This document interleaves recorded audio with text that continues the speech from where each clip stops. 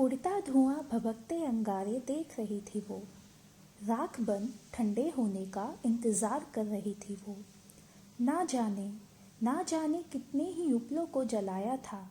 संग में उनके अपना दिल भी धीरे धीरे सुलगाया था।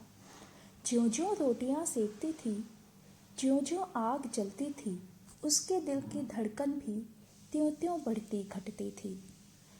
भरे आंगन के सूनेपन को, भरे घर के सूनेपन को वो चूल्हे संग साझा करते थे। अब ठंडी पड़ी राख को चूल्हे से निकालना था। अब ठंडी पड़ी राख को चूल्हे से निकालना था। काली हुई राख को स्याह होके हाथ लगाना था। काली हुई राख को स्याह होके हाथ लगाना था। आंखों से गिरे सितारों को पल भर के लिए निहारा था। यहाँ कौन उसका अपना था? यहाँ कौन उसका अपना था? कौन भला पराया था? चूल्हा और घूंघट ही तो बस उसका एक हमसाया था। सुबह की ठंडी हवा में फिर खुद को सिमटाया था। सुबह की ठंडी हवा में फिर खुद को सिमटाया था।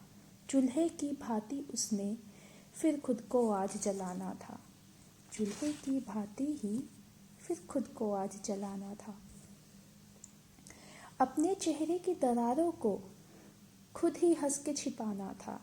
अब वो भी बन रही बड़ी थी, नई दुल्हन को घर में लाना था।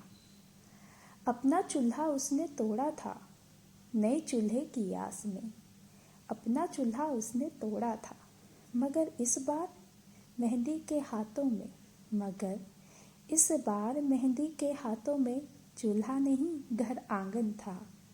घर आंगन की पतवार पर खिला नया सा सपना था। घर आंगन की पतवार पर खिला नया सा सपना था। आंगन में दरारें नहीं, खुला आसमां, फूलों का आंगन था।